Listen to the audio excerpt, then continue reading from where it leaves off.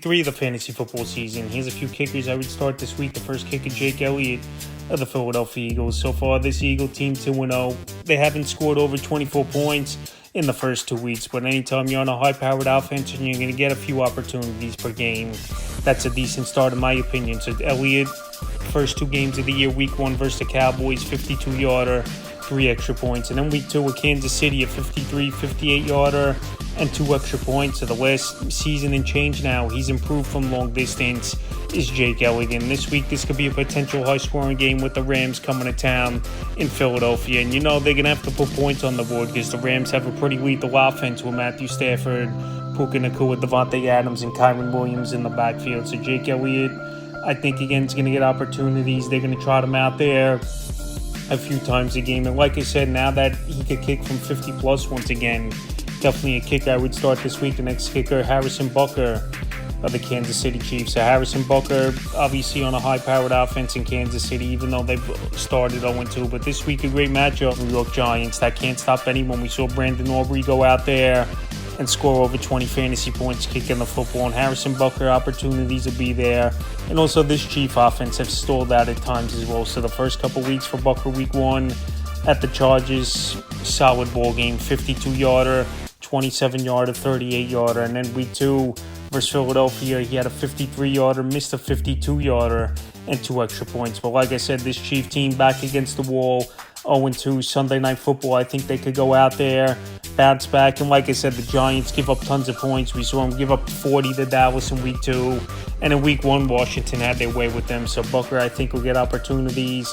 And to start this week, next kicker, Tyler Loop of the Baltimore Ravens. Tyler Loop, he was a hot pickup after week 1 on the wire. And anytime you're on a high-powered offense, and you're going to get opportunities week in and week out to get 3 or 4 field goal opportunities and a few extra points. Obviously, that's big for fantasy owners. So Tyler Loop, like I said, so far off to a great start. And the first couple weeks, he's had double-digit fantasy points as Tyler Loop. The only hiccup for him was week 1, missing an extra point in Buffalo, which came back and cost him. So week 3, Monday Night Football game, going to be a high-scoring game with the Detroit Lions coming to town. We just saw the Lions put up 52 points versus the Chicago Bears in week 2. But Tyler Loop, opportunities are going to be there.